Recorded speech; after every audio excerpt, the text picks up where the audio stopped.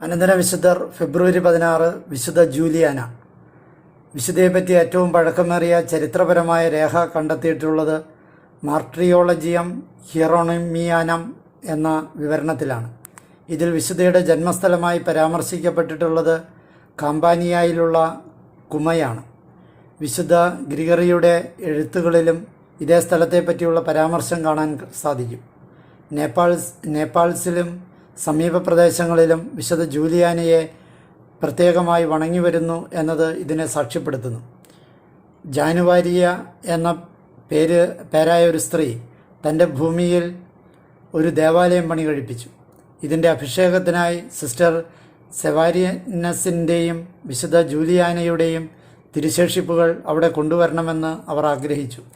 ഇത് മനസ്സിലാക്കിയ വിശുദ്ധ ഗ്രിഗറി ജാനുവാരിയയുടെ ആഗ്രഹം കഴിയുമെങ്കിൽ സാധിച്ചു കൊടുക്കുക എന്നാവശ്യപ്പെട്ട് നേപ്പിൾസിലെ മെത്രാനായിരുന്ന ഫോർട്ടുനാൻഡസിന് കത്തെഴുതി എന്ന് പറയപ്പെടുന്നു.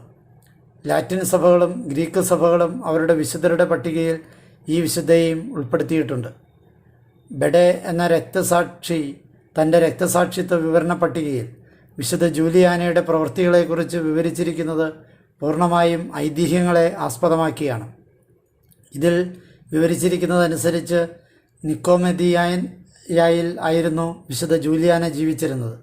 സെനറ്ററായിരുന്ന എലിയൂസിയസുമായി വിശുദ്ധയുടെ വിവാഹം നിശ്ചയിക്കപ്പെട്ടിരുന്നു. അവളുടെ പിതാവായ ആഫ്രിക്കാനസ് ഒരു അവിശ്വാസിയും ക്രിസ്ത്യാനികളെ എതിർത്തിരുന്ന ഒരാളുമായിരുന്നു. മാക്സിമിയാനൂസ് ചക്രവർത്തിയുടെ മതപീഡനത്തിൽ നിരവധി പീഡനങ്ങൾക്കൊടുവിൽ വിശുദ്ധയെയും ശിരച്ഛേദം ചെയ്തു കൊലപ്പെടുത്തി.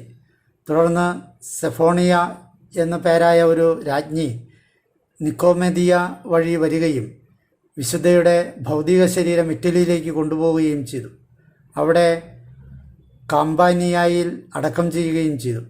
രക്തസാക്ഷിയായ ജൂലിയാനയെ കുമായിയിലെ വിശുദ്ധ ജൂലിയാനയായി കരുതിക്കൊണ്ട് നിക്കോമെദിയായിൽ വണങ്ങുന്നത് പരക്കെ വ്യാപിക്കപ്പെട്ടതാണ്.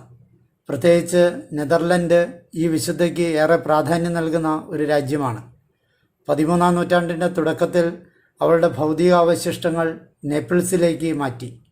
ലാറ്റിൻ സഭയിൽ ഫെബ്രുവരി 16-നും ഗ്രീക്ക് സഭയിൽ ഡിസംബർ 21-നുമാണ് വിശുദ്ധയുടെ തിരുനാൾ ആഘോഷിക്കുന്നത്.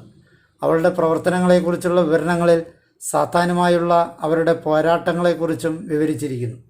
ചിറകുകളുള്ള പിശാചിനെ ചങ്ങല കൊണ്ട് ബന്ധനസ്ഥനാക്കി നിയന്ത്രിച്ചു കൊണ്ടിരിക്കുന്നവളായിട്ടാണ് മിക്ക ചിത്രകാരന്മാരും വിശുദ്ധയെ ചിത്രീകരിച്ചിട്ടുള്ളത്.